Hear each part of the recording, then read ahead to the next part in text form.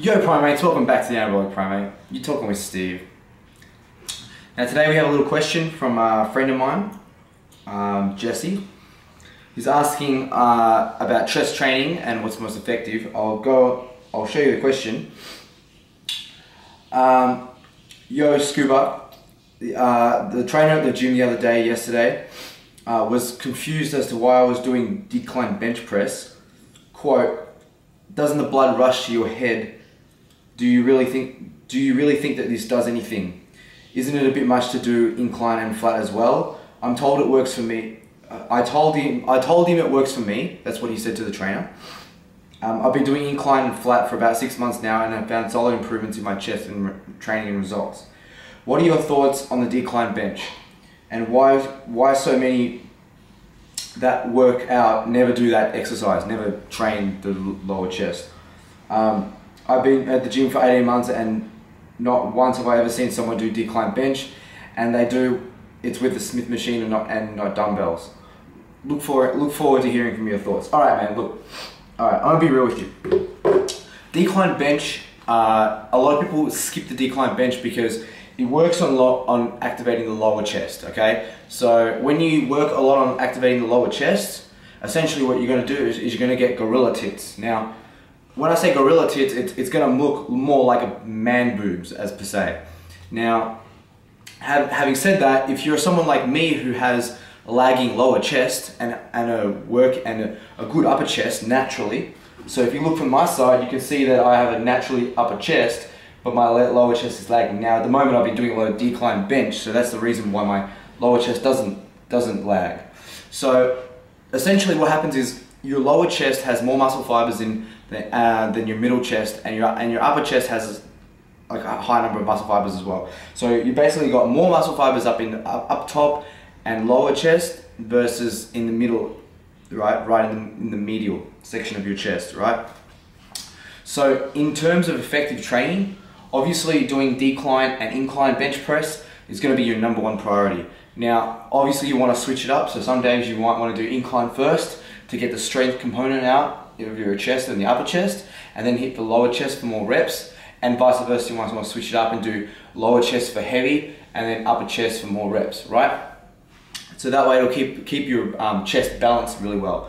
Now by doing upper and low and decline chest, you're also going to stimulate those middle central muscle fibers. You don't really need to be doing flat barbell bench press. Now, obviously your chest works not by the pressing moment. So when you're actually doing when you're using your chest, when you're activating your chest, a lot of people think that just by pressing like forward like this is activating your chest. Actually, to be honest, this is actually more activating your triceps and your shoulders. Okay, so actually, what happens is to activate our chest, it's usually from a hug. So when we're causing our body for flexion, right? Not extension, but flexion. When we cause a hug, we actually activate our chest muscles. That's why the fly exercise is so effective, because it actually acts like we're doing a hug, and it's actually stimulating and pulling the chest fibers across, giving that really nice alpha look, right, in our upper chest. So what you want to do is you want to stick to, mostly if you can, what I find effective for me is dumbbells, okay? Dumbbell bench press. Now, obviously I like to do barbell bench press from time to time, so I will go back to doing barbell.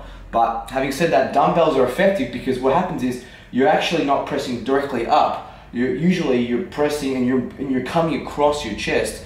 You're pulling the chest muscle from your humerus across, right? And you're stimulating more muscle fibers doing it like that. Now obviously, and also the fact that the dumbbells are separate in each hand will cause you to use more stabilizer muscles and be able to ensure that you've got correct balance in each arm, all right, in each pec, sorry, to clarify.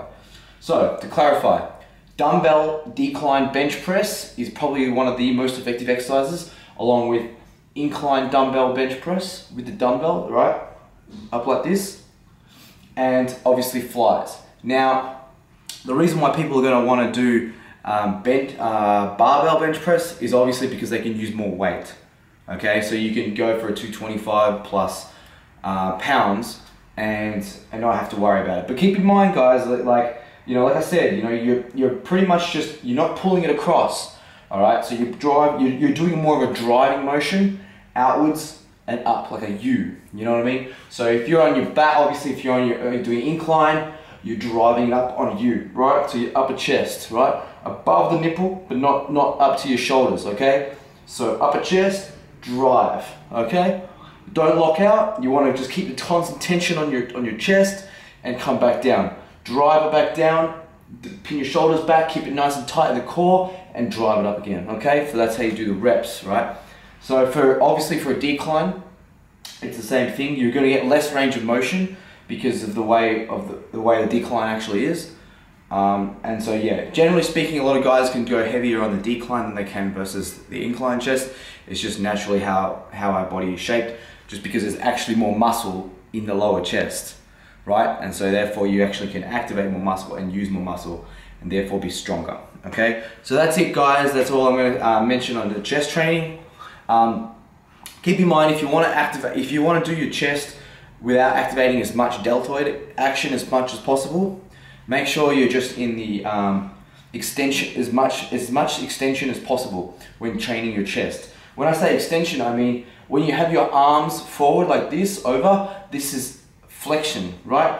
When you have your hands open out like this is extension. So when we're training, we try to hold the dumbbells either in the natural position or a little bit like this. So when we're pressing, we're activating more chest and hitting less deltoid action, okay? Same with flies, right?